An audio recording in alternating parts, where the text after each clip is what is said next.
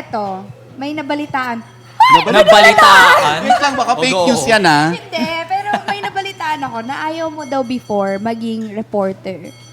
Ayoko talaga. So, paano? How? Kasi, okay, let me start from the very beginning. Nung lumipat ako sa GMA, I was a segment producer and then of course, I was also writing. I write yung mga feature stories and I was so in love with it. I'm so in love with news, with yung features.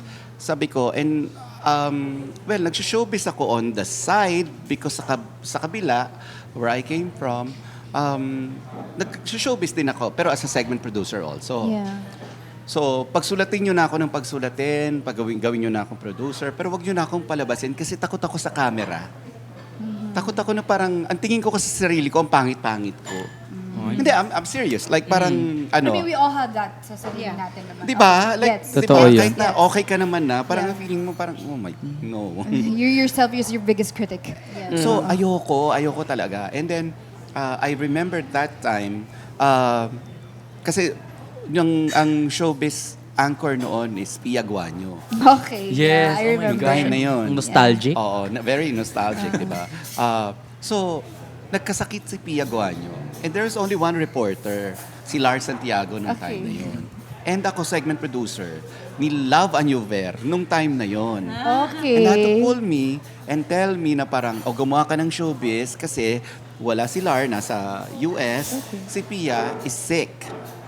So, ang gagawin ko noon, sige, nagko-cover lang ako, tapos ipapa-voice over kay Pia.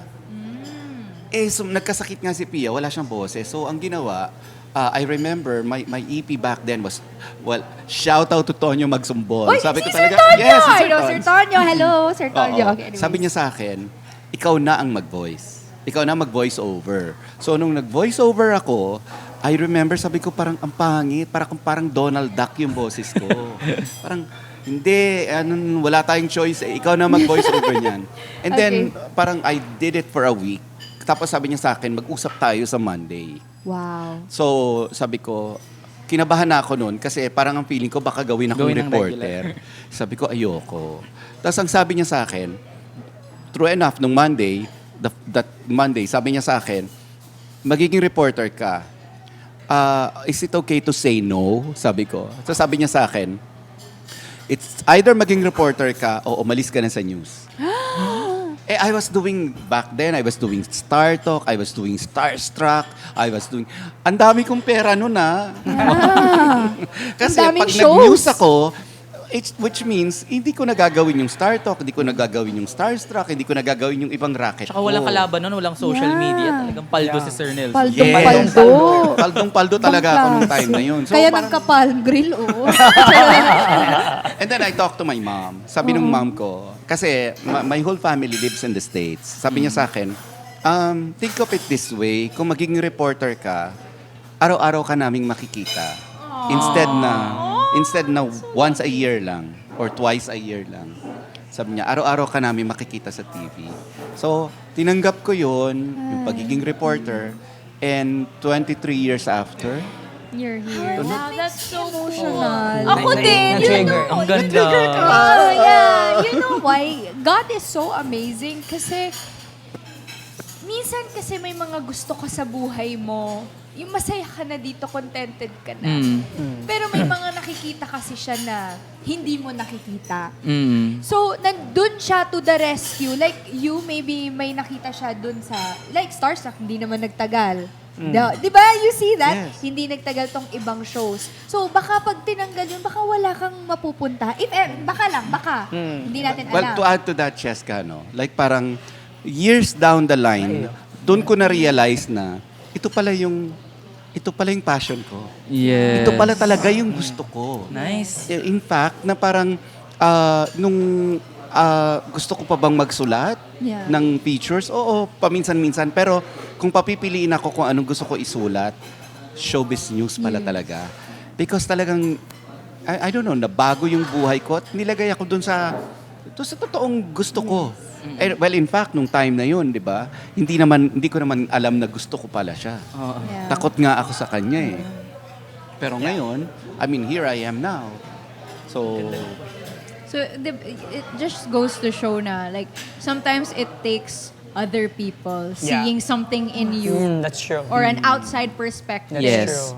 Yeah. for you I to discover remember what you want. Sir Ton saying these exact words before, ha? Tanggapin mo na, you might be the next big thing. Sabi ko talaga, what? No. Yeah. Sabi ko, hindi ako magiging magaling dyan. Sabi niya, tanggapin mo na for now. Pero nung time na yun, feeling ko kasi wala ka lang reporter. Yes. Yung parang wala ka ng choice. Kaya In ganyan. fact, nung time na yun, ang dami ko pang nire-recommend ng mga taga-tabloids na reporter na to do TV work. Nung time na yun, so, pinag-audition ko pa Yes. sila. Na hindi ako talaga yun. Hindi, Yeah. Parang hindi ako nag-ano. As in, no belief in yourself in that? Like kung We all may have belief that. ako, baka 1% lang. My Ganun God. lang talaga. Pero Yeah. nagkatotoo po yung sinabi ni Sir Ton sa inyo kasi That's why I'm so thankful you're to the Tonyo. next big thing. And personally, sa experience ko kasi in former... entertainment journalism, Yes. it's you. Yes. Yeah. Like, he definitely is. Yeah, like I was saying, personally, I'm a broadcasting student dati. Tapos nilagay ko talaga doon, bakit ka nag-broadcasting student? I want to be the next Nelson Canlas. Oh! Yun yung nilagay ko. Ibang klase! Yes, po, sa school. Oh. See? Yun yung nilagay ko. That's so sweet. You are an aspiration na. Yes.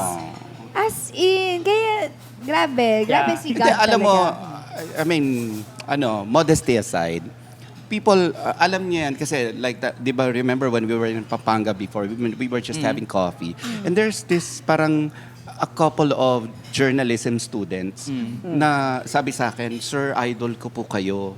So parang, alam mo yun, parang feeling ko, napapanood niyo lang ako sa TV. Sabi ko, "Oh, thank you very much." Hindi po, sir. Totoo pong idol ko kayo. Gusto ko po yung ginagawa niyo. Wow. Sabi ko talaga, wow. So, may nai-inspire din pala ako.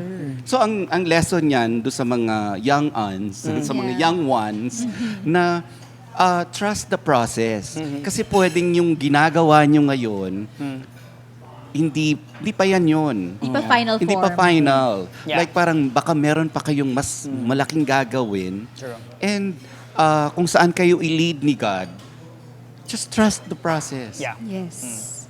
Grabe. Ang ganda nung sinabi mo, so Sir cool. Nelson. Sa bungad nitong 2026 na Yes. first episode natin ng Triggered. And don't worry mga ka-Triggered dahil marami pa tayong pag-uusapan next week with Sir Nelson Canlas. Kaya hang on lang kayo dyan. Maraming salamat for watching this episode. Yes. Ayan, we will stick with them later on. Ayan. Siyempre, eto, thank you Palm Grill for accommodating us Yes. today. Ayan, Thank visit you so niyo po much, sila. Palm Grill. Super I'm sarap waiting for ng... someone to get another one so that it gives me permission to get Ay. another I got another one, bro! Go! Very Pinoy ka doon. Kailangan ko Tira uli. Go Ayun. ahead. Yeah. Oh, at syempre, dito sila sa Quezon City, mga ka-triggered. And pwede nyo kaming panoorin. Of course, every Friday po yan at 7 p.m. dito sa aming YouTube channel. You can also catch us on Audible, Spotify, and sa aming Facebook page. And meron din po kaming TikTok. Ayan, panoorin nyo yung mga TikTok namin. Like, share, mag-comment Abangan kayo niyo yung doon. TikTok with Sir Nelson. Oo nga! Ipapasayaw namin siya Yes. sa TikTok. Ayan. See you guys next time. This has been Triggered! Kita Kids! Bye, everyone.